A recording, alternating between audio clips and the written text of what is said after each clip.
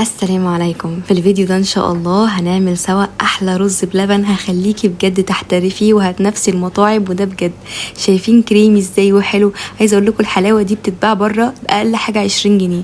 احنا التكلفه بتاعت ان احنا عملنا 7 طواجن مش مكمله 50 جنيه، وبجد احسبيها معايا وهتشوفي المكونات هتظهر قدامك.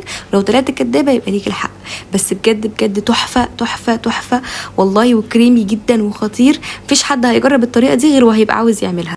المكونات معانا: نص كوبايه رز مصري، كيلو لبن، كوبايه واحده من اللبن على جنب كده تكون فيها قشطه، وكيس كريم شانتيه دريم، ويفضل يكون دريم ما يبقاش خام بيفرق قوي في الطعم، 3 معالق كبار نشا، كوبايه سكر وفانيليا. اول حاجه هجيب الرز بتاعي هغسله كويس واصفيه، بعدين هجيب كوبايتين ميه يغلوا على النار. اول ما يغلوا هنزل فيهم الرز بتاعي وههدي النار على الرز خالص بعد ما انزله، يعني هخليها شمعة كده واغطيه واسيبه كده من ربع ساعه لتلت ساعه على النار. انا عايزه الرز ده يعجن خالص خالص خالص. بعدين بقى جبت كيلو اللبن اللي على جنب ده ودوبت فيه 3 معالق كبار نشا، وعايزه المعلقه تكون كبيره تكون هرميه الشكل كده.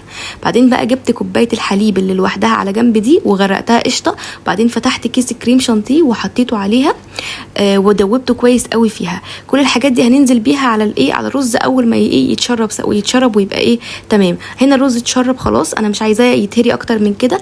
بعد تلت ساعه بالظبط نزلت عليه اللبن اللي احنا حاطين فيه النشا والسكر والكريم شانتيه اللي دايب فيه قشطه ولبن خلاص، اللي هي الكوبايه اللي كانت على جنب.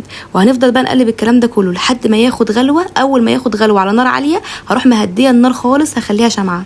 النار بعد ما غلي رحت مهديه النار خالص، وفضلت بقى واقفه جنبه ايدي بتقلب فيه من ربع ساعه 10 دقايق تلت ساعه، بتقلبي فيه في الرينج ده لحد بقى امتى؟ لحد ما تلاحظي ان القوام بدا يتقل معاكي وبقت عامله زي قوام المهلبيه كده او اخف شويه منها. بتفضلي تقلبي بقى. بصوا انتم ملاحظين القوام بدا يتقل معايا ازاي؟ هو كده على فكره، هو لسه ما استواش، هو بس بدا يتقل. هتشوفوا بقى، بصوا هنا بقى هو كده استوى، هو كده جاهز ان انت تغرفيه. محضره بقى الطواجن بتاعتي كلها بقى، وهبدا بسم الله كده نغرف. هتشوفوا بسم الله ما شاء الله هيعمل معانا 7 طواجن.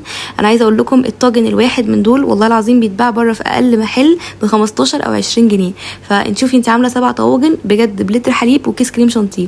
لتر حليب كلفني 30 جنيه، كيس كريم شانتيه 17 جنيه، والسكر كان موجود في البيت. ودلوقتي انتوا هتاخدوا بالكم من حاجه: بعد ما نطفي النار نحط الفانيليا ما تتحطش والنار شغاله، لان هي بتمرر، بتدي طعم مراره. فالفانيليا لازم تتحط وهي بعد ما تطفي النار.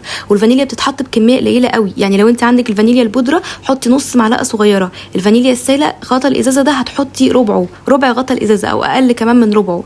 بسم الله ما شاء الله بجد بجد تحفه. انا عايز اقول لكم بعد ما خرج في شويه ممكن يتاكلوا كده اللي هو من غير ما تحمر الوش بتاعه، في شويه ممكن نحطهم في صينيه زي ما انا عملت كده وندخلهم تحت الشوايه زي ما انتوا بتحبوه. ممكن يتقدم ساده، ممكن تحطي عليه جوز هند، تحطي عليه زبيب، بس هو بصراحه ربنا احلى حاجه ان هو يبقى ساده. في افتكاسات بقى طالعه جديد بقى وكده ان تحط عليه ايس كريم، وبجد جربتها جميله قوي بايس كريم الفراوله. عايزه اقول لكم ان انتوا بعد ما تخلصوا لازم تغطوا اللي هو دخلناه الفرن بالذات، لازم يتغطى. ليه؟ اول ما تخرجيه على طول من الفرن غطيه، اكمليه باي حاجه، ورق نايلون، ورق الومنيوم كده، يعني اي حاجه. ليه؟ علشان لما بيتغطى بيبقى ابتدى بيدي الكشكشه اللي بتكون موجوده على الوش دي، بيبقى طعمه حلو قوي قوي والوش بيكون جميل جدا. فغطوه وهسيبوه في التلاجة متغطي. وبجد بجد تحفه، كريمي جدا جدا. شايفين المنظر؟ انا هنا انا واخويا بس ما شاء الله بجد يعني مش قادرين نشيل ايدنا منه بجد. وده الايس كريم الفراوله جربناه بالايس كريم تحفه، هو اصلا قوامه كريمي جدا جدا. الطريقه دي بجد ادمان، مفيش حد هيدوق منك الطريقه دي غير ويقول لك ان هو عاوزها، وده والله العظيم الشكر فيا. بس جربوها وبجد هتعجبكم ان شاء الله. وبس كده، شكرا جدا. احنا وصلنا لاخر الفيديو. لو لسه بتتفرجوا فشكرا ليكم، سلام.